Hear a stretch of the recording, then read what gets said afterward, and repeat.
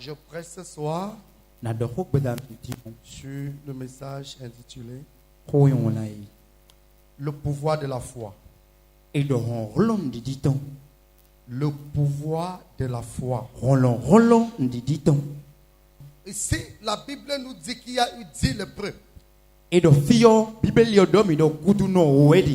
ont retrouvé la guérison de façon miraculeuse. Alléluia. Amen. Alléluia. Amen. Ils ont été guéris miraculeusement. La Bible dit que Jésus passait. Il partait de la Samarie pour la Galilée. Et il arrivait à la frontière. Il a vu des lépreux, 10 lépreux qui criaient et appelaient son nom. Et ils se sont avancés vers Jésus. Mais ils n'ont pas eu la possibilité d'arriver là où Jésus était. Donc ils n'ont même pas eu l'occasion que Jésus prie pour eux. Ils n'ont même pas eu l'occasion que Jésus leur impose les mains. Et la Bible dit que quand ils sont restés à distance, Jésus a dit, oh vous, allez vous montrer au sacrificateur. Est-ce que je parle à quelqu'un? Est-ce que je parle à quelqu'un? Jésus n'a pas prié de façon rationnelle pour eux comme ça. Jésus leur a ordonné d'aller se montrer au sacrificateur. Pourquoi Jésus leur demande d'aller se montrer au sacrificateur sans prier pour eux? C'est parce que Jésus sait que seule sa parole suffit. Jésus sait que sa parole seule suffit. Parce que quand la parole est relâchée, si ça trouve la foi, le miracle suit.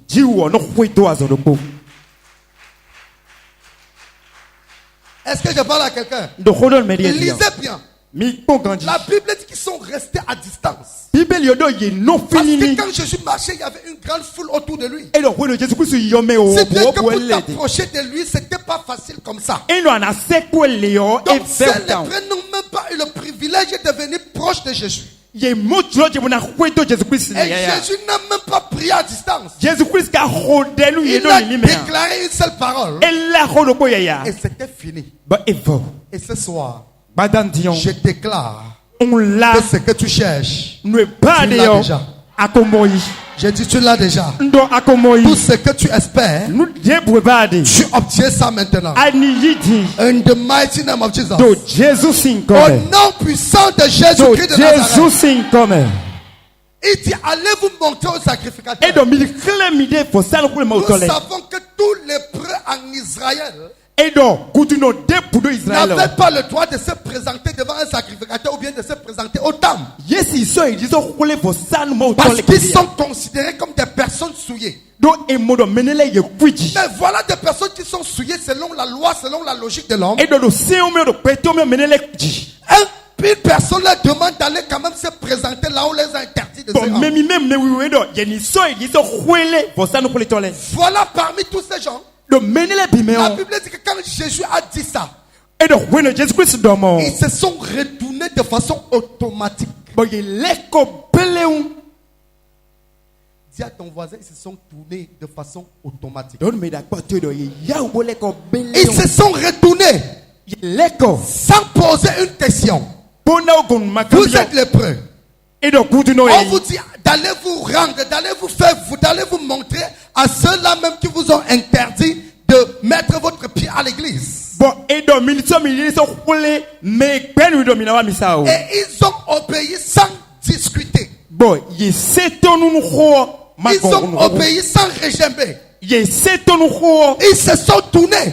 Ils se sont mis à partir. Pourquoi? Parce qu'ils ont eu foi en la parole de Jésus. Ils ont eu foi en Jésus. Ils savaient que comme il a parlé, c'est fini. Est-ce que je parle à quelqu'un? Est-ce que je parle à quelqu'un? Est-ce que je parle à quelqu'un? Ils ont eu foi. Et à aucun moment,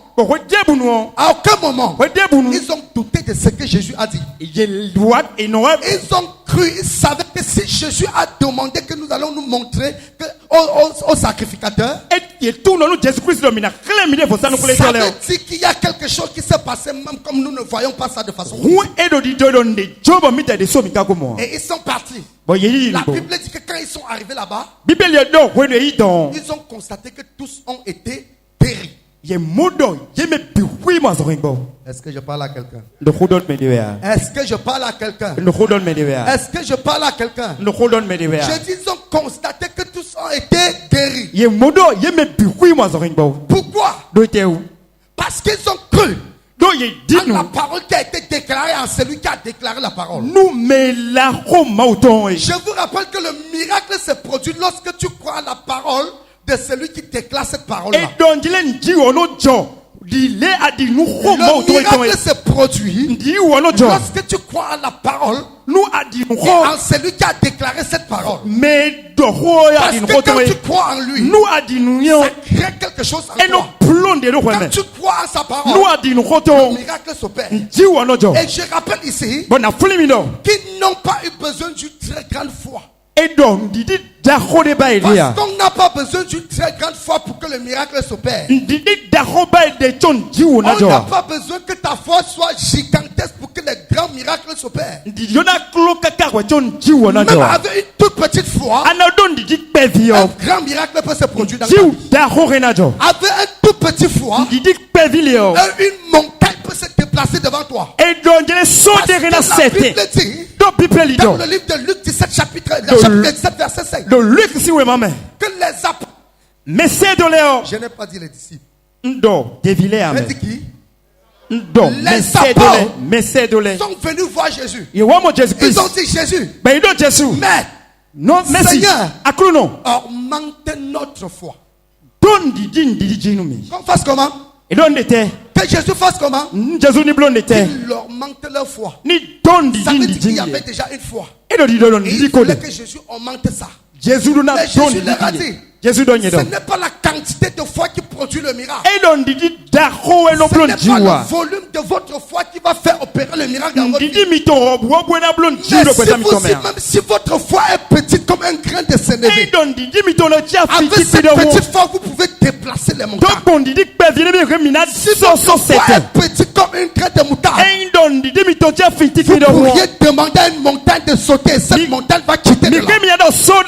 Il suffit seulement d'avoir un peu de foi. Et il faut que ta foi, le peu de foi que tu as, ait les trois éléments de la foi. Est-ce que je parle à quelqu'un? Est-ce que je parle à quelqu'un? Tu n'acclames pas pour le Seigneur. Je dis, c'est lépreux. Ce n'était pas des chrétiens. Ce n'était pas des croyants. À ton voisin, c'était des païens. Dis ça, on a signé un contrat tout à l'heure. Dis à ton voisin, c'était des païens. Si c'était des païens, non, ils n'ont pas eu besoin d'une très grande foi. Tu n'as pas besoin d'une très grande foi pour que le miracle se produise dans ta vie. Mais tu as besoin que ta foi ait les trois éléments de la foi. Oh my God. Tu as besoin que ta foi ait les trois éléments. Peu importe la dimension de ta foi, peu importe le volume de ta foi, c'est ça les trois éléments. Le miracle va s'opérer.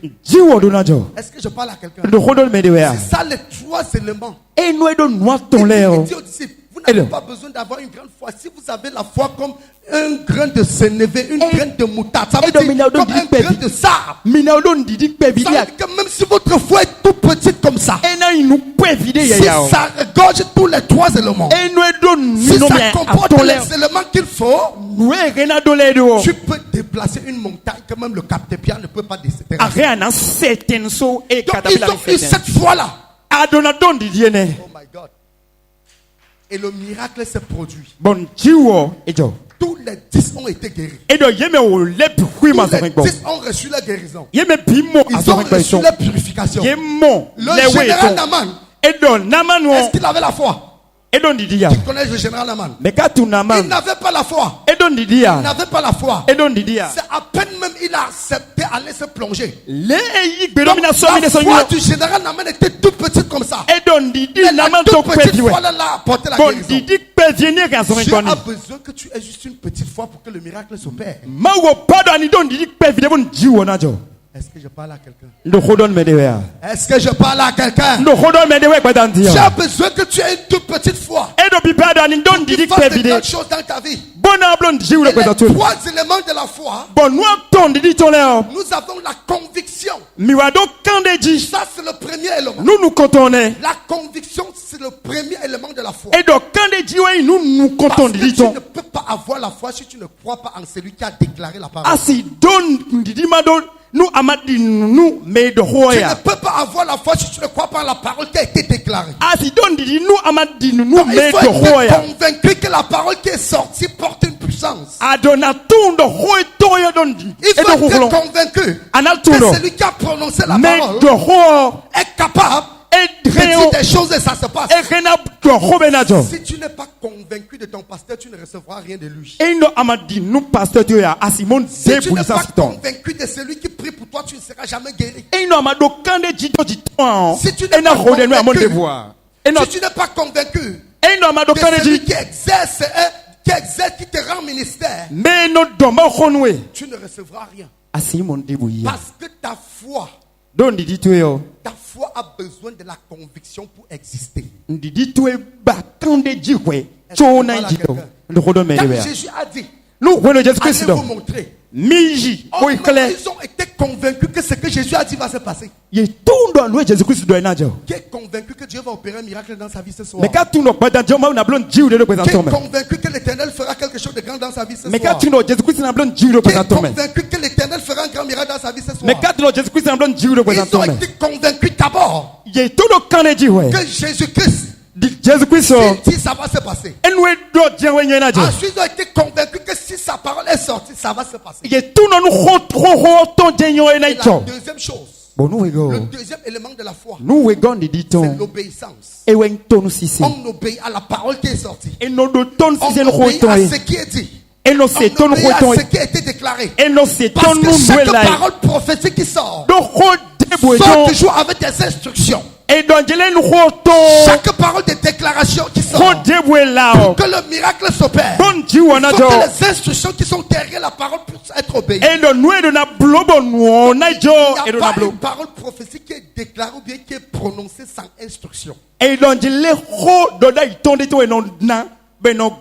que je parle? Jésus a donné, il leur a instruit d'aller se montrer. Jésus les a instruits d'aller se montrer. Et ils ont obéi. Regarde ton voisin. Et la foi est basée sur l'obéissance. Non, je ne t'entends pas. Non, tu ne dis pas ça bien. Caméraman, dis à ton voisin que la foi est basée sur l'obéissance. Caméraman, donne-moi la carte. Asia caméraman. Alléluia. Amen. La foi est basée sur l'obéissance. Donc, il fallait que les 10 lépreux obéissent à la parole de Dieu. Il fallait qu'ils obéissent à ce que Jésus a dit. Il fallait premièrement qu'ils soient convaincus. Et quand ils ont été convaincus, il fallait maintenant obéir. Parce que tu étais convaincu et tu refusais d'obéir. Si tu es convaincu de quelque chose, tu refuses d'obéir, tu ne verras pas le miracle. Donc, ils ont été convaincus de la parole et ils ont obéi à la parole qui est sortie. Si quelqu'un obéit ici ce soir, il verra le miracle. Si quelqu'un obéit ce soir, il verra la même puissance de l'Éternel. Tous ceux qui obéissent à la parole, la Bible dit, dans le livre d'Apocalypse chapitre 14 verset 12, il dit qu'ils ont gardé les commandements de Dieu dans l'obéissance en ayant la foi. Qu'ils ont fait quoi? Et puis on était. Oh, ils n'ont pas écouté ce que j'ai dit. Ils ont fait quoi? Ceux qui me regardent là, je suis la photo. Mais le premier photo est mignon. Est-ce que je parle à quelqu'un? Apocalypse chapitre 14, verset 12. Apocalypse, ils ont gardé les commandements. Ça veut dire qu'ils ont obéi à la parole de Dieu. Dans la persévérance. En ayant la foi. Est-ce que je parle à quelqu'un? Est-ce que je parle à quelqu'un? Est-ce que je parle à quelqu'un? Est-ce que je parle à quelqu'un? Ceux qui ont désobéi au serment que vous avez prêté tout à l'heure, méfiez-vous. Est-ce que je parle à quelqu'un?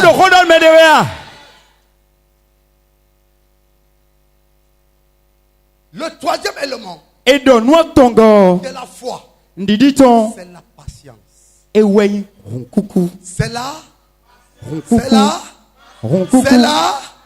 C'est la patience. Il faut la conviction. Il faut que tu sois obéissant. Et ensuite, il faut que tu sois patient. Parce que quand tu as découpé tous ces éléments-là, même si ta foi est petite comme ça, il y aura le miracle. Quand tous ces éléments sont au point, même si ta foi est petite n'importe comment, châssis de miracles. Est-ce que je parle à quelqu'un? Est-ce que je parle à quelqu'un? Ils ont été patients. Il faut la patience. Parce que sans la patience, tu ne verras rien. La Bible dit dans le livre d'Hébreux 11 verset 1 que la foi est une ferme assurance. La ferme assurance, c'est la conviction. Des choses qu'on espère. L'espérance, c'est la patience. Et une démonstration de celle qu'on ne voit pas. Il faut exercer la patience. Sans la patience, tu ne verras pas le miracle. Sans la patience, ta foi ne tenira pas jusqu'au bout. Ne tiendra pas jusqu'au bout. Est-ce que je parle à quelqu'un? Parce que quand on dit qu'on a la foi, que notre foi pour que notre foi soit authentique, il faut qu'elle soit éprouvée. Et si tu n'es pas patient, tant que ta foi est éprouvée, tu vas perdre. Je parle à quelqu'un. Si une foi n'est pas éprouvée, on ne peut pas qualifier cette foi. Il faut que ta foi soit éprouvée. Si l'or n'est pas purifié par le feu, si l'or ne passe pas par le feu, on ne saura pas si c'est de l'or pur ou pas. Si ta foi n'est pas éprouvée, on ne saura pas si tu as la foi ou pas. Pour que tu déclares, pour qu'on certifie que tu as la foi, prouve ta foi. Que Dieu déclare à Abraham comme père de la foi. Il a fallu que Dieu éprouve sa foi par 1000 et 1000 manières. Il a fallu que Dieu éprouve sa foi en lui demandant d'aller sacrifier son unique fils. Qu'on appelle le fils de la promesse. Que ta foi soit authentifiée. Que ta foi soit certifiée. Il faut qu'elle soit éprouvée. Maintenant, ce n'est que dans la patience qu'on saura si tu as vraiment la foi. Beaucoup de personnes peuvent se lever et déclarer j'ai la foi. Bien, nous avons la foi. Mais il suffit que les épreuves, les problèmes arrivent et les secouent correctement. Et pendant que le problème persiste, pendant qu'il souffre, le pasteur dit sois patient, ça va arriver. Le pasteur dit sois patient, ça va arriver. Sois patient. Ce que tu as prophétisé n'arrive pas, sois patient. T'as dit je souffre déjà, mon fils, sois patient. T'as dit ça ne va pas, je ne peux plus, c'est trop, ça me dépasse. Ma fille, sois patiente. C'est en cela qu'on saura si tu as la foi ou pas.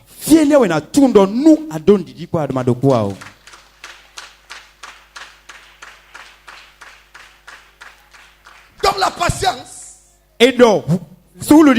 La patience. C'est le troisième élément de la foi. Quand tu as les trois éléments, la conviction, l'obéissance et la patience. Et la voix devient parfaite. Je rappelle ici que la patience n'est pas la capacité d'attendre. Et l'on dirait que est-ce que je parle à quelqu'un? Est-ce que je parle à quelqu'un? La foi n'est pas la capacité d'attendre. Non, la patience n'est pas la capacité d'attendre. C'est la capacité de garder une attitude positive en attendant. Parce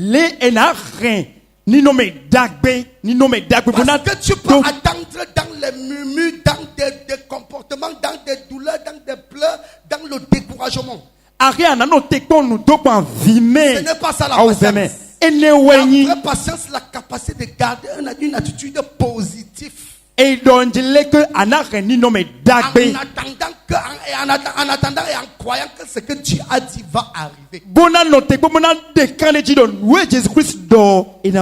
Est-ce que je parle à quelqu'un? Est-ce que je parle à quelqu'un? Est-ce que je parle à quelqu'un? Et tous ceux qui ont la patience, tous ceux qui ont la foi, n'ont pas à l'espoir qu'ils seront heureux, mais sont heureux. Non, quand tu as la foi, il y a une promesse qui est sortie. Tu ne gardes pas l'espoir que tu seras heureux. Tu es heureux. Tu ne gardes pas espoir à être heureux à l'avenir. Mais tu es heureux. Pourquoi? Parce que la source de ta joie ne viendra pas de ce que tu vas obtenir. La source de ta joie ne viendra pas de ce que tu auras. La source de ta joie vient de celui qui t'a créé, de celui qui t'a sauvé, de celui qui t'a établi. C'est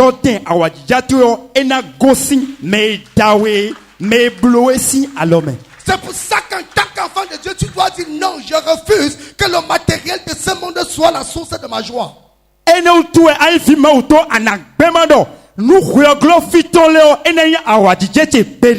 source de ta joie doit venir de l'Éternel. Parce que l'élévation ne vient ni de l'Orient ni de l'Occident. Mais l'élévation vient de qui? L'élévation vient de qui? L'élévation vient de qui?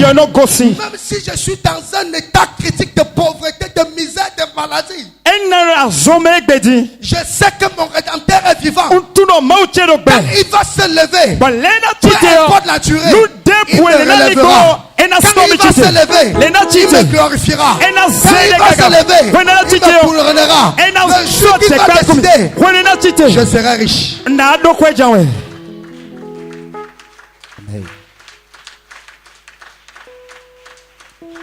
Est-ce que je parle à quelqu'un? Est-ce que je parle à quelqu'un? Vous n'êtes pas en train de remplir votre part de contrat, hein? Est-ce que je parle à quelqu'un? Si c'est à toi que je m'adresse, dis yes, yes, yes. Yes, non, on ne dit pas yes, yes, étant assis. yes, yes, yes. Dis yes, yes, yes. No, yes, yes, yes. Est-ce que je parle à quelqu'un? Soyez-vous. Donc, voilà les personnes qui ont reçu le miracle par leur attitude. Écoutez-moi bien. Autant que vous êtes, si vous avez les trois éléments, peu importe le problème que vous avez, le miracle va s'opérer. J'ai dit le miracle va s'opérer. Toi qui entends le son de ma voix, si tu mets les trois éléments en pratique ou bien si tu vis les trois éléments, je déclare que tu reçois ton miracle. Je déclare que tu reçois ton miracle. Je déclare que tu reçois ton miracle. Je déclare que tu reçois ton miracle. In the mighty name of Jesus. In the mighty name of Jesus.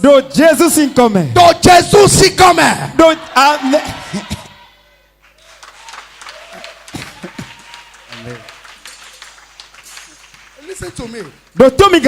Écoutez-moi très bien.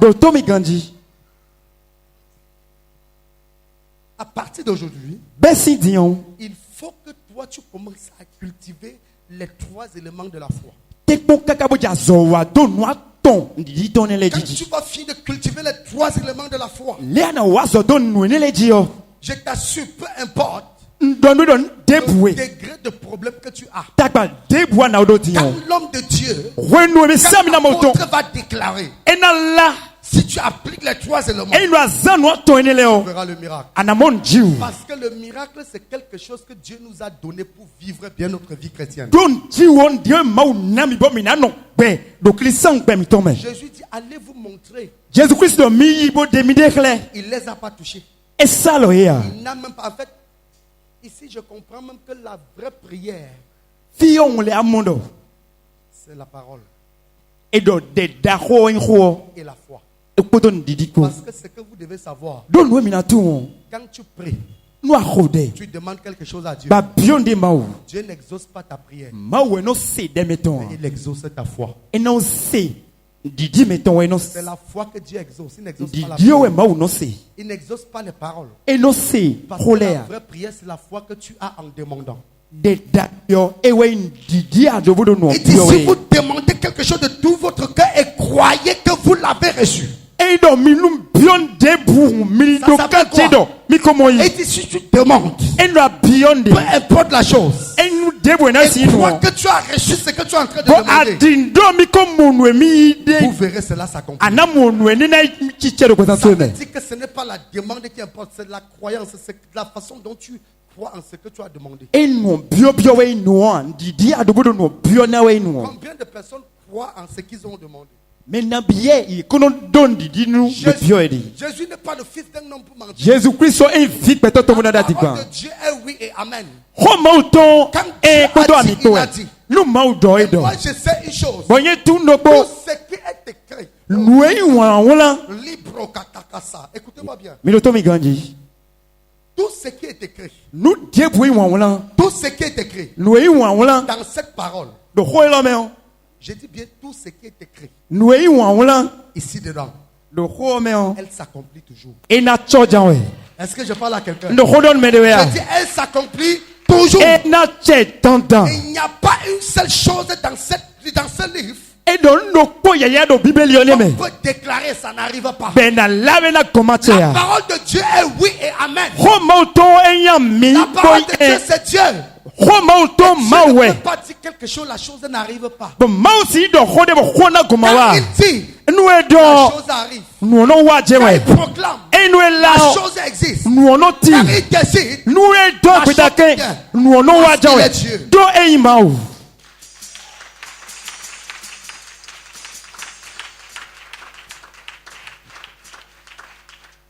Écoutez-moi.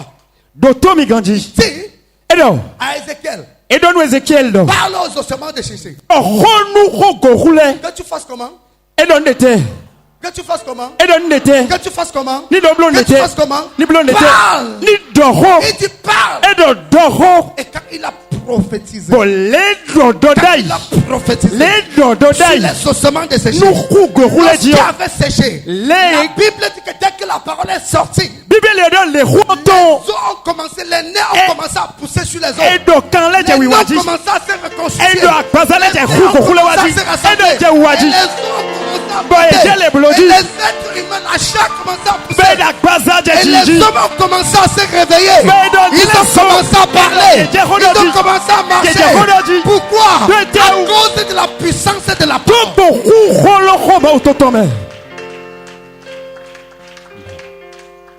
Est-ce que je parle à quelqu'un? Est-ce que je parle à quelqu'un? Ce livre, vous n'expérimentez pas parce que vous ne croyez pas.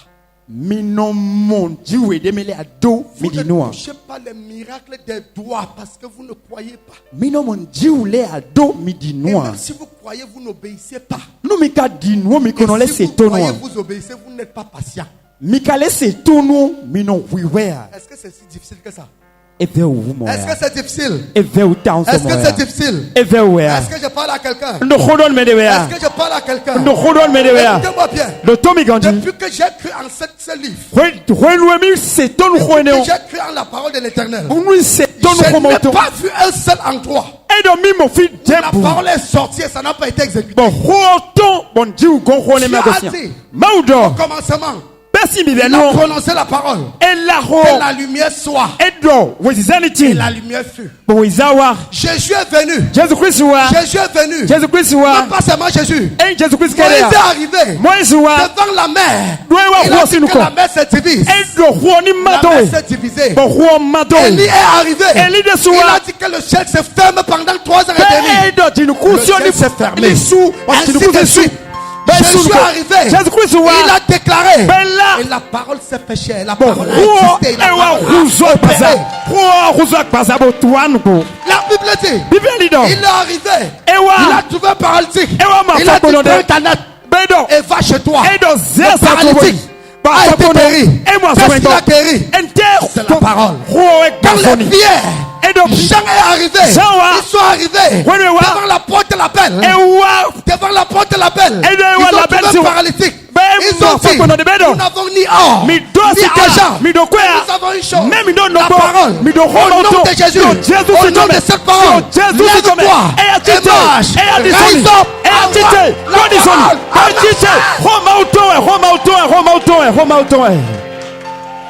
Amen. Est-ce que je parle à quelqu'un? Est-ce que je parle à quelqu'un? Est-ce que je parle à quelqu'un? Can I talk to somebody? Est-ce que je parle à quelqu'un ce soir? C'est à toi que je m'attends dit yes. Oh my God. Regarde. Yes. Écoutez-moi bien. Dieu nous a tout donné. Dis à ton voisin, Dieu nous a tout donné. Dis, Dieu nous a tout donné. Il a fait de nous des dieux, mais nous mourrons comme des hommes. Nous sommes des dieux, mais nous mourons comme des hommes. Pour quelle raison? Parce que nous ne faisons pas ce que nous devons faire. Sois conscient de ton autorité. Est-ce que je parle à quelqu'un? Sois conscient de ton autorité. Sois conscient de ton pouvoir. Sois conscient de qui tu es. Tu n'es pas n'importe qui. C'est Dieu. Avant de créer le monde, il t'avait prédestiné. Il t'a fait asseoir dans les lieux célestes en Jésus. Ça veut dire que tu n'es pas n'importe qui. Qui est ce sorcier bâtard qui ose s'élever contre toi? Qui est ce sorcier bâtard qui ose s'élever contre toi? David connaissait qui il était. C'est pour ça que quand on lui a dit que Goliath est en train de terrasser les enfants d'Israël, il est arrivé. Il a dit, qui est cet incirconcis qui ose tenir des propos injurieux à l'endroit des enfants d'Israël? Parce que David connaissait qui il était. Et avec la parole, il a vaincu Goliath. La Bible déclare qu'il est allé, il a ramassé Saint-Pierre qui représente le nom de Jésus. Il est parti, il a déclaré, tu viens contre moi avec la lance et la javelot. Mais moi David, je viens contre toi au nom de l'Éternel. Jésus come.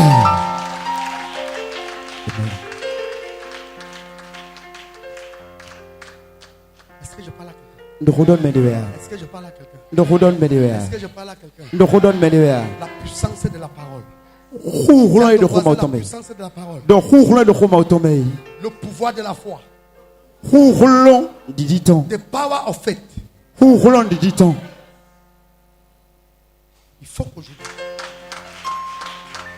il faut qu'à partir d'aujourd'hui, tu sois conscient.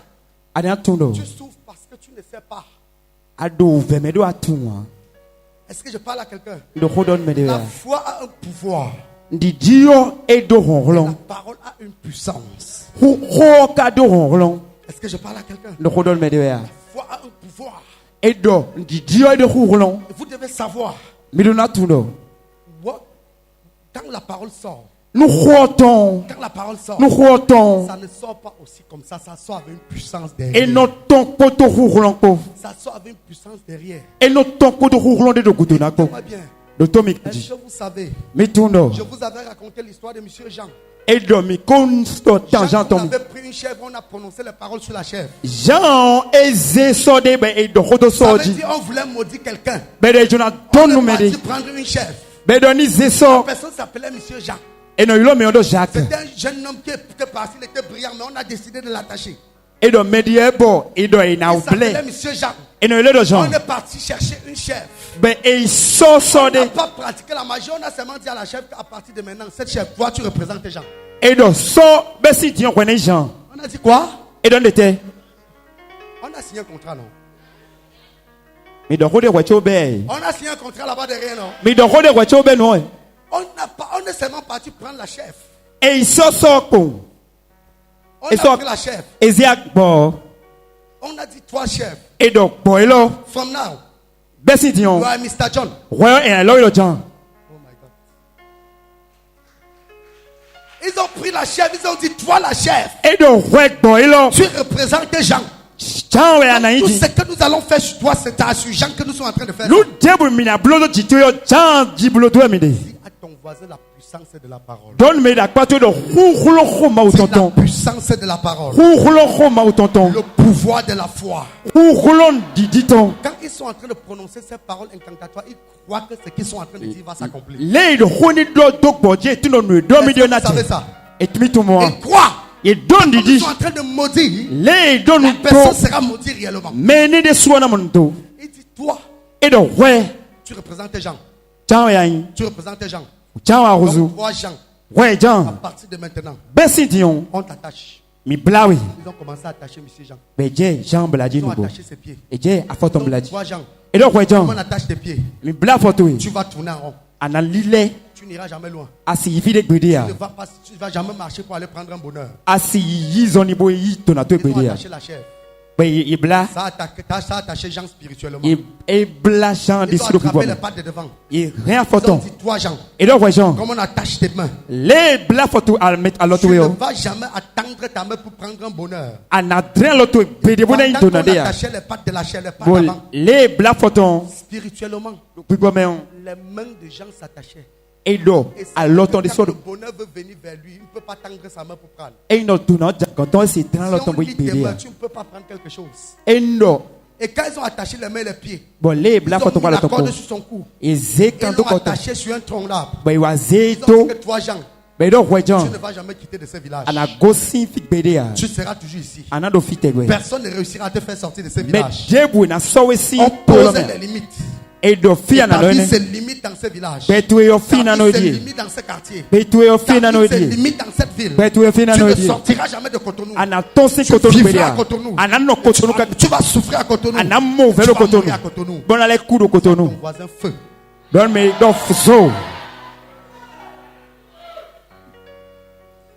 ont fini d'attacher. Ils l'ont mis sur place. Ils ont attrapé Jean. On l'a frappé. La tête. Tu auras toujours les mots de tête. Tu ne seras jamais en paix. Tu ne seras jamais en paix. Pendant qu'il faisait ça, il y a un pasteur qui rentrait d'une nuit de prière. Il observait, il a vu, il est tombé sur ça, il observait la scène. Et le pasteur a attendu. Ils ont fini de prononcer les paroles. Les paroles incantatoires. Et quand ils sont partis, ils ont laissé M. Jean, la chef qui représente M. Jean là. Le pasteur est sorti. Il a dit bon, maintenant, c'est parole contre parole.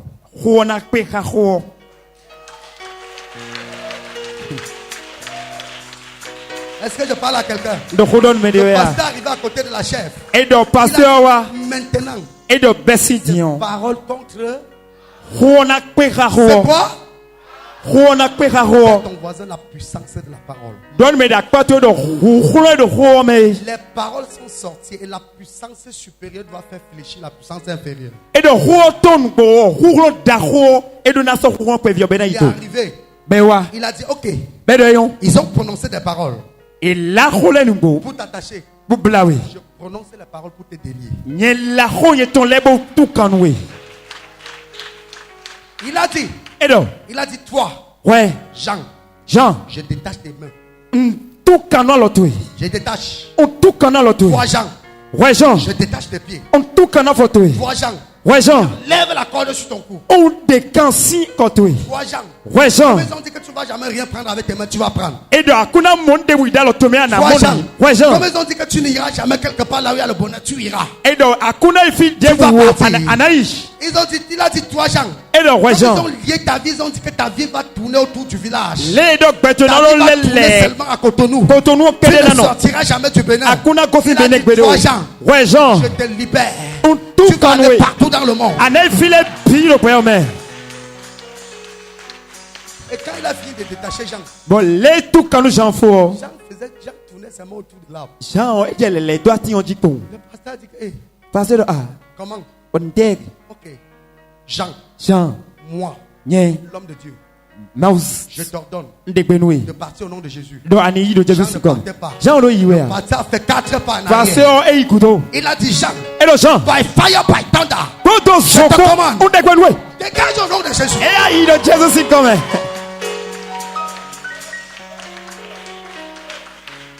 Il a protégé Jean. Jean est parti. Il y a des gens ici ce soir. C'est par la force qu'on va les protéger de leur endroit. Ils vont quitter le lieu de stagnation. C'est par la force que tu seras protégé pour te mettre dans ta destinée. Je déclare ça.